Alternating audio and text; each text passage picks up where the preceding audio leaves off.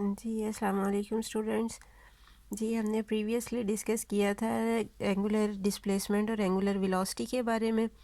अब हम डिफ़ाइन करेंगे आगे angular acceleration.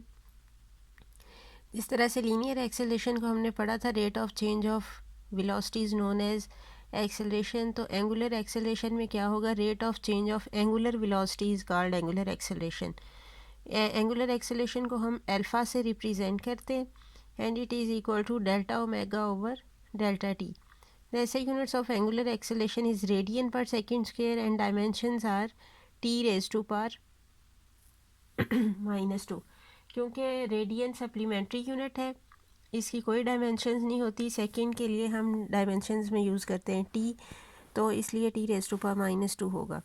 Average angular acceleration कैसे हम डिफ़ाइन करेंगे, the ratio of total change in angular velocity to the total time is called average angular acceleration. So alpha average will be equal to delta omega over delta t.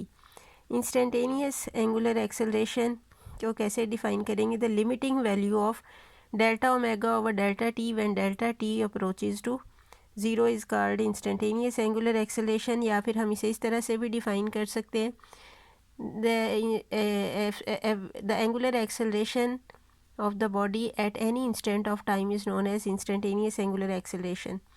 Alpha instantaneous is the equal to limit delta t approaches to 0 and delta omega over delta t. ये short में आती हैं definitions. Next जो ये definition short में आ जाता है, ये derive the relation between linear and angular velocity and derive the relation between linear and angular acceleration. अब हम ये करेंगे relation between linear and angular velocity. जो लीनियर वेलोसिटी है उसे हम एंगुलर मोशन में टेंजेंशियल वेलोसिटी भी कहते हैं। क्यों कहते हैं ये अभी मैं आगे आपको बताती हूँ।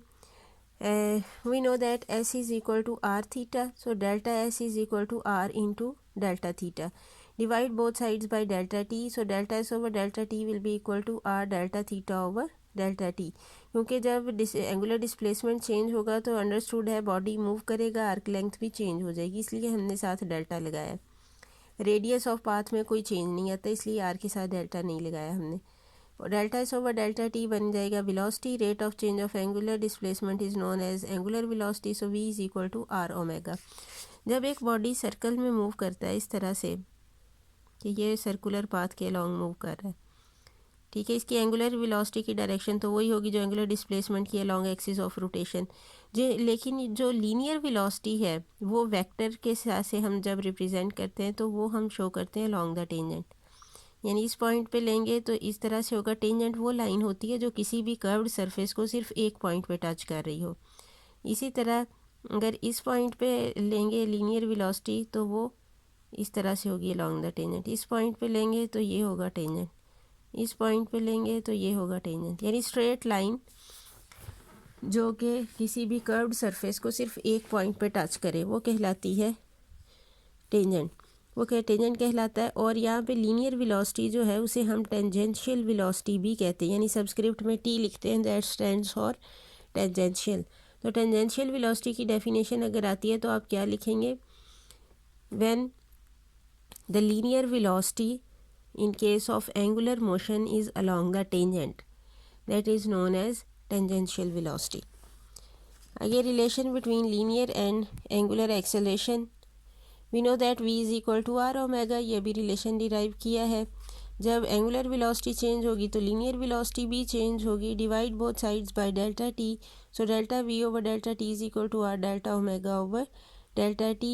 the rate of change of velocity is known as acceleration alpha and rate of change of a से represent करते हैं। rate of change of angular velocity is known as angular acceleration that is represented by alpha, so a is equal to r alpha। तो ये दोनों जो है expressions, relation between linear and angular velocity and relation between linear and angular acceleration, ये आपने short questions के लिए prepare करनी है डेफिनेशंस।